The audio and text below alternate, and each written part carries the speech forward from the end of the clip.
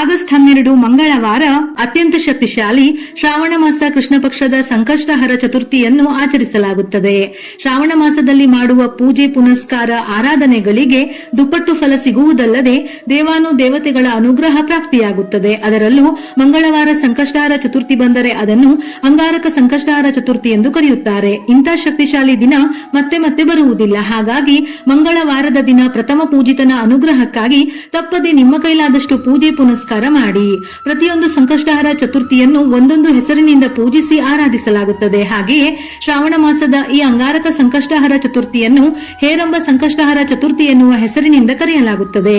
ಇಷ್ಟು ದಿನ ಸಂಕಷ್ಟಹರ ಚತುರ್ಥಿಯನ್ನು ಆಚರಿಸದೇ ಇದ್ದರೂ ಕೇವಲ ಅಂಗಾರಕ ಸಂಕಷ್ಟಹರ ಚತುರ್ಥಿಯ ದಿನ ಉಪವಾಸವಿದ್ದು ಗಣಪತಿಯನ್ನು ಪೂಜಿಸಿದರೆ ಸಾಕು 21 ಸಂಕಷ್ಟಹರ ಚತುರ್ಥಿಯನ್ನು ಆಚರಿಸಿದಷ್ಟು ಪುಣ್ಯ ಫಲಗಳು ಲಭಿಸುತ್ತದೆ. ಅಷ್ಟೊಂದು ಶಕ್ತಿ ಮಹತ್ವ ಈ ಅಂಗಾರಕ ಸಂಕಷ್ಟಹರ ಚತುರ್ಥಿಗೆ ಇದೆ. ಚತುರ್ಥಿ ತಿಥಿ ಸಮಯ ಆಗಸ್ಟ್ 12 ಬೆಳಿಗ್ಗೆ 8:40 ಆರಂಭವಾಗಿ ಆಗಸ್ಟ್ 13 ಬೆಳಿಗ್ಗೆ 6:35 ಮುಕ್ತಾಯವಾಗುತ್ತದೆ.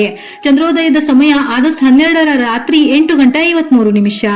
ಮಂಗಳವಾರದ ಅಧಿಪತಿ ಕುಜ. ಆದ್ದರಿಂದ ಕುಜ ದೋಷ ಇರುವವರು, ಮದುವೆಗೆ ಪ್ರಯತ್ನಿಸುತ್ತಿರುವವರು, ವಿದ್ಯೆ ಮತ್ತು ಉದ್ಯೋಗದಲ್ಲಿ ವಿಳಂಬವಾಗುತ್ತಿರುವವರು ಅಥವಾ ಮಕ್ಕಳ ಭಾಗ್ಯಕ್ಕಾಗಿ ಕಾಯುತ್ತಿರುವವರು ಈ ಸಂಕಷ್ಟಹರ ಚತುರ್ಥಿ ವ್ರತವನ್ನು ಆಚರಿಸಿದರೆ ಸಾಕು, ಶೀಘ್ರವಾಗಿ ಫಲಿತಾಂಶಗಳು ಸಿಗುತ್ತದೆ. ಈ ರೀತಿ ಯಾವುದೇ ಸಮಸ್ಯೆಗಳಿಂದ ಹೊರಬರಲು ಸುಲಭವಾಗಿ ಮಾಡಬಹುದಾದ ಪೂಜಾ ವಿಧಾನವೇ ಸಂಕಷ್ಟಹರ ಚತುರ್ಥಿ. ಈ ದಿನ ಗಣಪತಿಯನ್ನು ಪೂಜಿಸಿದರೆ ನಿಮ್ಮ ಕುಟುಂಬಕ್ಕೆ ರಾಜಯೋಗ ಪ್ರಾಪ್ತಿಯಾಗುತ್ತದೆ. ನಿಮ್ಮ ಜೀವನದ ಎಲ್ಲಾ ಕಷ್ಟಗಳು ನಿವಾರಣೆಯಾಗುತ್ತದೆ. ಗಣೇಶನಿಗೆ ಇಷ್ಟವಾದ ಗಿಡ ಮತ್ತು ಹೂವುಗಳಲ್ಲಿ ಎಕ್ಕದ ಹೂವು ಅಥವಾ ಎಕ್ಕದ ಗಿಡವು ಒಂದು. ಹಾಗಾಗಿ ಈ ದಿನ ಮನೆಯಲ್ಲಿ ಎಕ್ಕದ ಗಿಡವನ್ನು ನೆಟ್ಟರೆ ಬಹಳ ಒಳ್ಳೆಯದು. ಇದರ ಜೊತೆಯಲ್ಲಿ ಈ ದಿನ ಎಕ್ಕದ ಗಿಡಕ್ಕೆ ಅರಿಶಿನ ಮಿಶ್ರಿತ ನೀರನ್ನು ಹಾಕಬೇಕು. ಇದರಿಂದ ಮದುವೆಗಾಗಿ ಕಾಯುತ್ತಿರುವವರು ಅಥವಾ ಬೇಗ ಮದುವೆಯಾಗಲು ಬಯಸುವವರಿಗೆ ಶೀಘ್ರದಲ್ಲೇ ಕಂಕಣ ಭಾಗ್ಯ ಕೂಡಿ ಬರುತ್ತದೆ. ಈ ದಿನ ತಪ್ಪದೆ ಗಣಪತಿಗೆ ಗರಿಕೆಯನ್ನು ಅರ್ಪಿಸಲೇಬೇಕು. ಜಾತಕದಲ್ಲಿ ಏನೇ ದೋಷಗಳಿದ್ದರೂ ಅಥವಾ ಮಂಗಳ ದೋಷದಿಂದ ತೊಂದರೆಗೊಳಗಾದವರು ಈ ದಿನ ಶಮಿ ಮರಕ್ಕೆ ಪ್ರದಕ್ಷಿಣೆ ಹಾಕಿದರೆ ಸಾಕು, ನಿಮ್ಮ ಜಾತಕದಲ್ಲಿರುವ ಎಲ್ಲಾ ದೋಷಗಳು ನಿವಾರಣೆಯಾಗುತ್ತದೆ. ಇದರ ಜೊತೆಯಲ್ಲಿ ಸಂಕಷ್ಟಹರ ಚತುರ್ಥಿಯ ದಿನ ವಿಶೇಷವಾಗಿ ಬೆಲ್ಲದ ದೀಪಾರಾಧನೆ ಮಾಡಿದರೂ ಬಹಳ ಶ್ರೇಷ್ಠ. ಒಂದು ತಟ್ಟೆಗೆ ಅಕ್ಕಿಯನ್ನು ಹಾಕಿ ಅಕ್ಕಿಯ ಮೇಲೆ ಎರಡು ಕಡೆ ಎರಡೆರಡು ಎಕ್ಕದ ಎಲೆಗಳನ್ನು ಇಟ್ಟು ಎಕ್ಕದ ಎಲೆಯ ಮೇಲೆ ಅರಿಶಿನದಿಂದ ಸ್ವಸ್ತಿಕ್ ಚಿಹ್ನೆಯನ್ನು ಬರೆದು ಎಕ್ಕದ ಎಲೆಗಳ ಮೇಲೆ 2 ಬೆಲ್ಲದ ಅಚ್ಚನ್ನು ಇಟ್ಟು ಅದಕ್ಕೂ ಅರಿಶಿನ ಕುಂಕುಮವನ್ನು ಹಚ್ಚಿ ತುಪ್ಪವನ್ನು ಹಾಕಿ 2 ಹೂಬತ್ತಿಯನ್ನು 1 ಬತ್ತಿಯನ್ನಾಗಿ ತಯಾರಿಸಿ ದೀಪವನ್ನು ಹಚ್ಚಬೇಕು.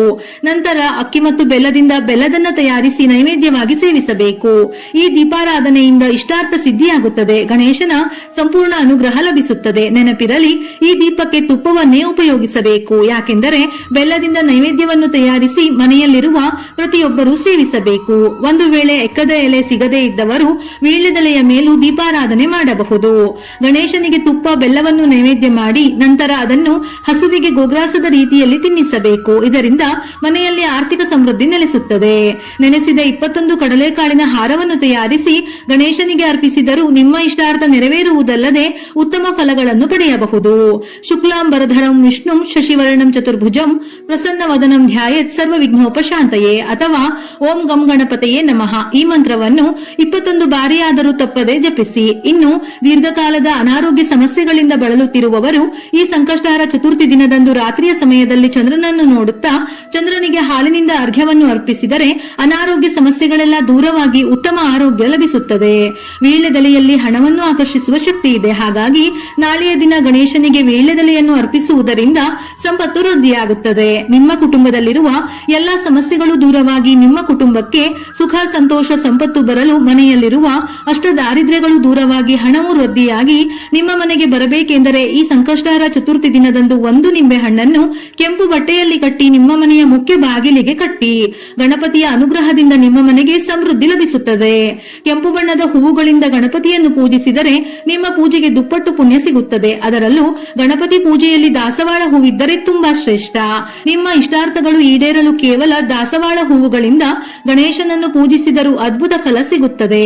ಪ್ರತಿ ಕುಟುಂಬದಲ್ಲಿ ಕಷ್ಟ ನಷ್ಟಗಳು ಇರುತ್ತವೆ. ಆದ್ದರಿಂದ ನಿಮ್ಮ ಮನಸ್ಸಿನ ಆಸೆಗಳು ಈಡೇರಲು, ನಿಮ್ಮ ಎಲ್ಲಾ ಕಷ್ಟಗಳು ತಕ್ಷಣವೇ ದೂರವಾಗಲೆಂದು ಮನಸ್ಫೂರ್ತಿಯಾಗಿ ಗಣಪತಿಗೆ ನಮಸ್ಕರಿಸಿ ಮನೆಯಲ್ಲಿ 2 ದೀಪಗಳನ್ನು ಬೆಳಗಿಸಬೇಕು. ಹಿತ್ತಾಳೆ ಅಥವಾ ಮಣ್ಣಿನ ದೀಪಕ್ಕೆ ಹಸುವಿನ ತುಪ್ಪವನ್ನು ಸೇರಿಸಿ 5 ಬತ್ತಿಗಳಿಂದ ದೀಪಾರಾಧನೆ ಮಾಡಿ. ನಂತರ ಗಣಪತಿಗೆ ಮುಡುಪನ್ನು ಕಟ್ಟಬೇಕು. ಗಣಪತಿ ಪೂಜೆಯಲ್ಲಿ ಮುಡುಪು ಕಟ್ಟಿದರೆ ನಿಮ್ಮ ಎಲ್ಲಾ ಕಷ್ಟಗಳು ತಕ್ಷಣವೇ ದೂರವಾಗಿ ಕೋರಿದ ಆಸೆಗಳು ಖಂಡಿತ ಈಡೇರುತ್ತದೆ. ನಾಳೆಯ ದಿನ ದೇವರ ಮನೆಯಲ್ಲಿ ಗಣಪತಿಯ ಮುಂದೆ ಒಂದು ಕೆಂಪು ವಸ್ತ್ರವನ್ನು ಹಾಸಿ ನಿಮ್ಮ ಮನಸ್ಸಿನ ಆಸೆಗಳನ್ನು ಸ್ಮರಿಸುತ್ತಾ ಆ ವಸ್ತ್ರದ ಮೇಲೆ 3 ಹಿಡಿ ಅಕ್ಕಿ, ಹಾಗೆಯೇ 2 ವೀಳ್ಯದೆಲೆಗಳು, 2 ಒಣಖರ್ಜೂರ, 2 ಅಡಿಕೆ, 11 ರೂಪಾಯಿಗಳನ್ನು ದಕ್ಷಿಣೆಯಾಗಿ ಇಟ್ಟು ಗಣಪತಿಯನ್ನು ನೆನೆಯುತ್ತಾ ಇವುಗಳನ್ನು ಗಂಟು ಕಟ್ಟಬೇಕು. ಮುಡುಪು ಕಟ್ಟಿದ ನಂತರ ಸಂಕಷ್ಟನಾಶನ ಗಣೇಶನ ಸ್ತೋತ್ರವನ್ನು ಪಠಿಸಬೇಕು. ಈ ಸ್ತೋತ್ರವನ್ನು ಓದಲಾಗದವರು ಓಂ ಗಂ ಗಣಪತಿಯೇ ನಮಃ ಎಂಬ ಮಂತ್ರವನ್ನು 21 ಬಾರಿ ಜಪಿಸಿ.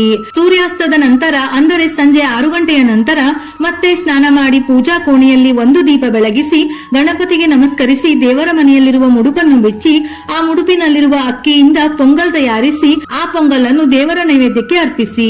ನಂತರ ಆ ನೈವೇದ್ಯವನ್ನು ಮನೆಯಲ್ಲಿರುವ ಪ್ರತಿಯೊಬ್ಬರು ಪ್ರಸಾದವಾಗಿ ಸ್ವೀಕರಿಸಬೇಕು. ಈ ರೀತಿಯಾಗಿ ಸಂಕಷ್ಟಹರ ಚತುರ್ಥಿ ದಿನದಂದು ಗಣಪತಿಯನ್ನು ಪೂಜಿಸಿದರೆ ನಿಮ್ಮ ಎಲ್ಲಾ ಕಷ್ಟಗಳು ತಕ್ಷಣವೇ ದೂರವಾಗಿ ಕೋರಿದ ಆಸೆಗಳು ತಕ್ಷಣವೇ ಈಡೇರುತ್ತದೆ. ದೀಪಾರಾಧನೆ ಹಾಗೂ ಮುಡಿಪು ಕಟ್ಟಿ ಪೂಜೆ ಮಾಡದವರು ನಾಳೆ ಬೆಳಿಗ್ಗೆ ಎಳ್ಳಿನ ಎಣ್ಣೆ ಅಥವಾ ಸಾಸಿವೆ ಎಣ್ಣೆಯಿಂದ ದೀಪವನ್ನು ಬೆಳಗಿ ಸಂಜೆ ತುಪ್ಪದ ದೀಪವನ್ನು ಬೆಳಗಿದರೆ ತುಂಬಾ ಒಳ್ಳೆಯದು. ಪೂಜೆಯ ಸಮಯದಲ್ಲಿ ಗಣೇಶನಿಗೆ ಸಂಬಂಧಪಟ್ಟ ಗಣೇಶ ಅಷ್ಟೋತ್ತರ, ಗಣಪತಿ ಉಪನಿಷತ್, ವೇದ ಮಂತ್ರಗಳನ್ನು ಪಠಿಸಬಹುದು. ಸಂಕಷ್ಟಹರ ಸ್ತೋತ್ರ, ವಕ್ರತುಂಡ ಮಹಾಕಾಯ ಅಥವಾ ಯಾವುದಾದರೂ ಗಣೇಶನಿಗೆ ಸಂಬಂಧಪಟ್ಟಂತಹ ಮಂತ್ರ ಶ್ಲೋಕಗಳನ್ನು ಸಂಕಷ್ಟ ಚತುರ್ಥಿ ವೇಳೆ ಪಠಿಸಬಹುದು. ಮನೆಯಲ್ಲಿ ಗಣಪತಿಯ ವಿಗ್ರಹವಿದ್ದರೆ ನಾಳೆಯ ದಿನ ಹಾಲಿನಿಂದ ಅಭಿಷೇಕ ಮಾಡಿ ಗಣಪತಿಗೆ ದೂರ್ವೆಯನ್ನು ಅರ್ಪಿಸಿ ತುಪ್ಪದ ದೀಪವನ್ನು ಬೆಳಗಿದರೆ ಸಾಲದ ಸಮಸ್ಯೆಗಳು ಕ್ರಮೇಣವಾಗಿ ನಿವಾರಣೆಯಾಗುತ್ತದೆ. ಅಂಗಾರಕ ಸಂಕಷ್ಟಹರ ಚತುರ್ಥಿಯ ದಿನದಂದು ಗಣಪತಿಗೆ 21 ಕಜ್ಜಿಕಾಯಿ ಅಥವಾ 21 ಮೋದಕ ಮಾಡಿದರೆ ಬಹಳ ಶ್ರೇಷ್ಠ. ಇಲ್ಲವೆಂದರೆ ಪಂಚಾಮೃತ ಮಾಡಿದರೂ ಅದ್ಭುತ ಫಲಗಳು ಪ್ರಾಪ್ತಿಯಾಗುತ್ತದೆ. ಇದರ ಜೊತೆಯಲ್ಲಿ ಬೆಲ್ಲದ ಲಡ್ಡುಗಳನ್ನು ಅರ್ಪಿಸುವುದರಿಂದ ವ್ಯಾಪಾರದಲ್ಲಿ ಯಶಸ್ಸು ದೊರೆಯುತ್ತದೆ.